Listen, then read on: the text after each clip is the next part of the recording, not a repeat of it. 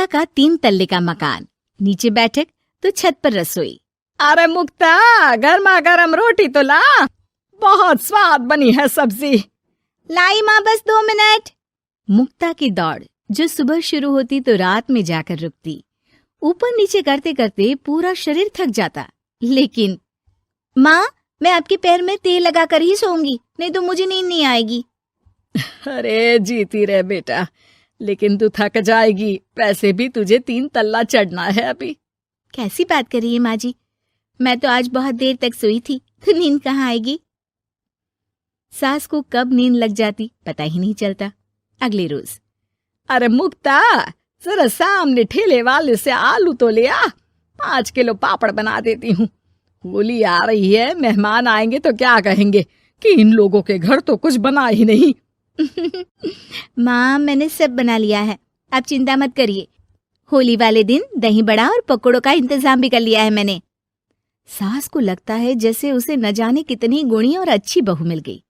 एक दिन मुक्ता की बुआ सास उन लोगों के घर आती है। अरे भाभी, आपने तो हीरा बहू पाई है बिल्कुल। हर एक काम को ऐसे कर रही है जैसे कि रोबोट। एक हमारी है, 2 रोटी खिला दे तो गनीमत समझो। अरे हम तो बेटे को देख के सोच रहे थे कि कलवासा है, पता नहीं कौन शादी करेगा, लेकिन देखो जय दूध से फपकती बहू आई है। हाँ भाभी, आप तो लक्की हो, लक्की। तभी वहां मुक्ता आ जाती है। क्या बुआ, काहे की लकी, देखो ना कैसा शरीर फूला जा रहा है। अब तक तो एक बच्चा भी हो जाना चाहिए था। अरे हो जाएगा बहू, क्यों चिंता कर रही है। कर्म कितने अच्छे हैं तेरे, तुझे तो जुड़वा बच्चे होंगे, एक बिटिया और एक बिटवा। होता भी ऐसा ही है। मुक्ता को 2 बच्चे एक साथ होते हैं। मुक्ता, जल्दी से ऑफिस के लिए खाना बना दो, मुझे देर हो रही है। हाँ, लेकिन जरा ये छोटे वाले को तो पकड़ लो, तब तक मैं रोटी सेक देती हूँ। मुक्ता सारे घर का काम बड़े ही मगन होकर करती।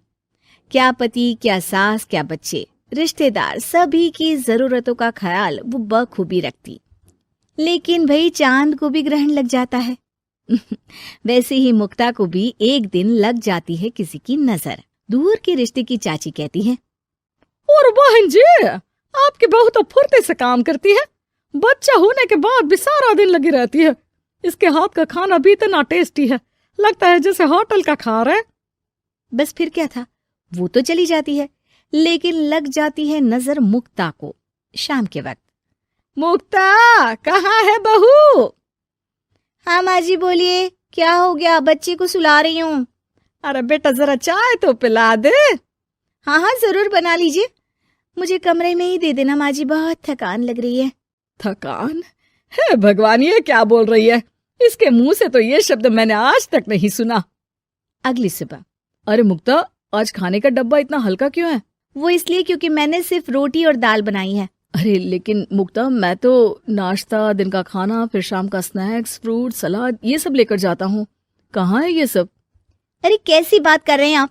इतना सारा खाना तो मैं 4 दिन में नहीं खाती, जितना आप 1 दिन में बनाने की बात कर रहे हैं।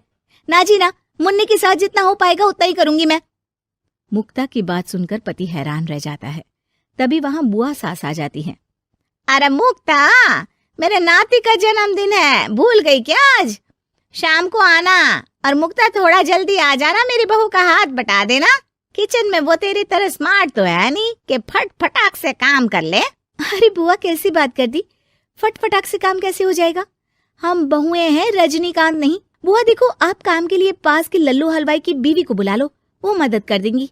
मैं तो नहीं आ पाऊंगी। बुआ सास को समझ में नहीं आता कि ये वो मुक्ता है जो 50 लोगों का खाना बनाकर भी चेहरे की चमक खोने नहीं देती थी। वही मुक्ता भी अपने कमरे में जाकर बिस्तर पर बैठ जाती है कि सास की आवाज आती है। मुक्ता, क्या हो गया बेटा? आज दोपहर के खाने की तैयारी नहीं करनी क्या? अरे माँ जी, अब नहीं होता मुझसे 3 तल्ले में ऊपर नीचे करना। आप लोग रसोई को ऊपर ही ले आओ। अरे पैरों में इतना दर्द होता है कि बता नहीं सकती। अरे लेकिन तू तो बोलती थी कि इससे तू फिट रहती है। अरे काहे के फिट माँ जी, हालत खराब हो रखी है। कौन ऐसा मकान बनवाता है कि जहाँ सोने का कमरा अमेरिका में है तो खाने का लंदन में? अरे रसोई बनानी है तो जाओ अफ्रीका। ना जी ना, मुझसे नहीं होगा इस घर का काम। मुक्ता की बदली हरकत किसी को समझ में नहीं आ रही थी। अरे ये मुक्ता को क्या हो गया है? मुझे तो लगता है इसकी माँ ने पट्टी पढ़ाई होगी। और ना जी ना, मुक्ता की माँ यानी मेरी समधन तो देवी है देवी। वो तो अपनी बेटी को ऐसे संस्कार दे ही नहीं सकती। मुझे माजरा कुछ और ही लग रहा है। तभी वहां मुक्ता हाथ में प्लेट और सब्जी लेकर आ जाती है। माजरा? किस बात का माजरा? खैर माँ जी, जरा ये सब्जी तो काट दीजिए, और हाँ, इसके बाद मैं आटा यहीं दे जाऊंगी, गूंद देना। हाँ हाँ, तू एक काम कर बेटा, गैस चूल्हा भी यहीं दे दे, बना भी दूंगी। अच्छा ठीक है, शाम को उसका भी इंतजाम कर देती हूँ। ये बोलकर मुक्ता वहां से चली जाती है।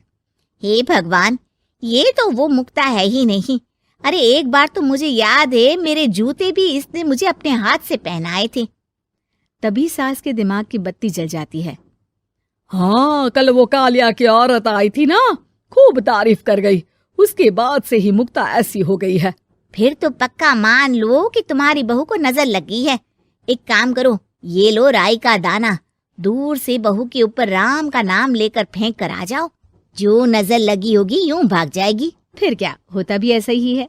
सास जैसे ही बहू पर राई फेंक कर वापस आती है, थोड़ी ही देर में मुक्ता भी आ जाती है। अरे माँ जी, आप ये सब्जी लेकर क्यों बैठी है? ना लाइए, मुझे दीजिए। और चाची, अब तक आपके हाथ में चाय का प्याला नहीं आया। रुकिए, मैं अभी लेकर आई। मुक्ता के जाने के बाद सास चैन की सांस लेती है।